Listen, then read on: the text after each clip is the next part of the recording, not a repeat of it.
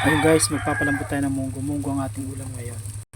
At syempre, hindi mawawala yung ating mga sangkap o ricado guys. Meron din tayo dito ng gulay. Alokbati o spinach bak. Spinach ang tawag. Then meron tayo pansaw. Pritong sapsap guys.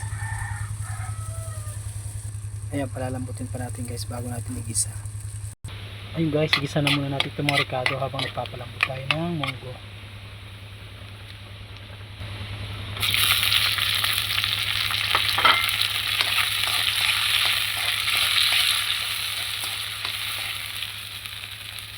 Medyo matigas pa yung munggo natin guys, kulang pa sa lahat.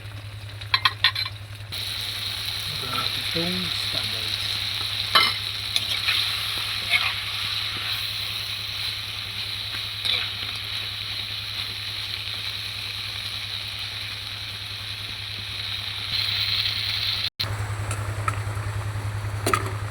Tigas-tigas pa guys, kunting lambot pa.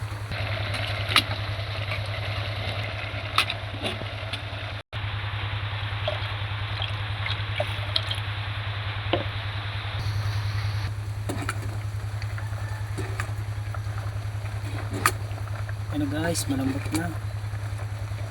Ayun guys, sasalin natin dito ang munggo. Ayun, nasalin na natin guys. Lalagyan na natin ang gulay guys. Ayan, lalaki. Taba nung spinach. Hindi lang yan ang gulay natin guys. Meron din tayo ditong malunggay. Para mas masustansya ang ating kakainin.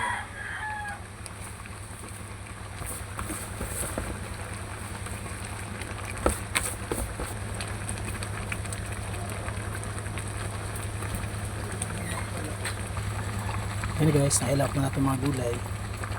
Ayun guys, tapos na ating minunggo. Ito na ating munggo guys. Kakain ulit tayo. Ayan guys, ready na. Let's eat na ulit.